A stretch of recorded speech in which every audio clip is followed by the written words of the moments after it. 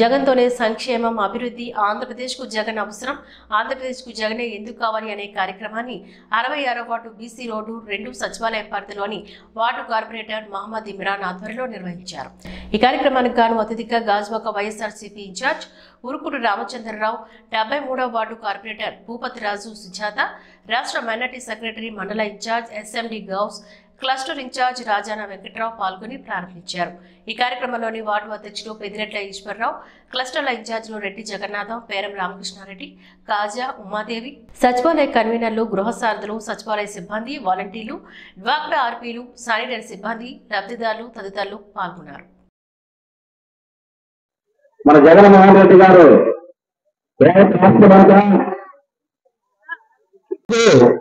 మనం తీసుకోవాలంటే ఉదయం నుండి సాయంత్రం వరకు ఆ చెట్టు కిందనో గోడ కిందనో నిలబడాలి। మనం ఈరోజు చూస్తున్నాం తల్లి, ఉదయం 6 గంటలకు పెన్షన్ వస్తుంది మన ఇంటికి।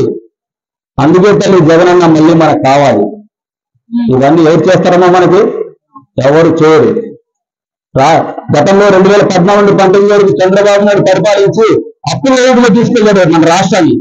తీసుకెళ్తూ మన ప్రభుత్వం వచ్చిన తర్వాత అందరితో చెప్పేవాడు, 6 నెలల కంటే ఎక్కువ ఉండదు ప్రభుత్వం, ఖజానాలో డబ్బు లేదు, అప్పులు ఇరుక్కుని ఉండదు, ఒక్కళ్ళకి కూడా ఏం చేయలేదని చెప్పారు।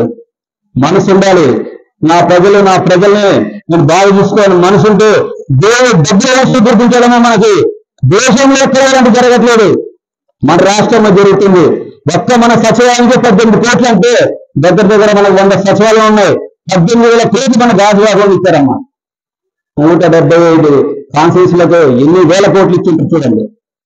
అంటే మనసు ఉండాలి, నా ప్రజలు ఎప్పుడు కష్టాలు ఉండకూడదు, బాధలు ఉండకూడదు, నా ప్రజల్ని చూసుకోవాలనేసి పెద్దలందరూ కూడా చక్కగా వివరించారు। ఈ సచివాలయంలో ఎంతమందికి ఏ పథకాలు అందాయి అనేది లెక్కలతో సహా ఇక్కడ వివరించడం జరిగింది। సుమారు 16,13,43,550 రూపాయలు సంక్షేమ పథకాలకి కేవలం మీ ఒక్క సచివాలయంలోనే మరి ఖర్చు పెట్టడం జరిగింది। అంటే మీ ఒక్క సచివాలయంగా 16 కోట్లు అంటే గాజువాకలో 93 సచివాలయాలు ఉన్నాయి, మొత్తం రాష్ట్రం అంతా ఎన్ని సచివాలయాలు ఉన్నాయి, ఎన్ని కోట్లు, లక్షల కోట్లలో ఈ యొక్క సంక్షేమం అనేది జరిగింది। మీ అందరూ ఒకటే ఆలోచించాలి, గతంలో ఈ విధంగా ఎప్పుడైనా జరిగిందా? జరగలేదు। గతంలో ఎవ్వరూ కూడా ఇంత పెద్ద ఎత్తున ఏ సంక్షేమ పథకాలు కూడా అమలు చేయలేదు। ఇప్పుడు మీరు అనుభవిస్తున్న ఈ యొక్క ప్రతిఫలాలన్నీ కూడా జగన్మోహన్ రెడ్డి గారు ఏర్పాటు చేసిన సచివాలయం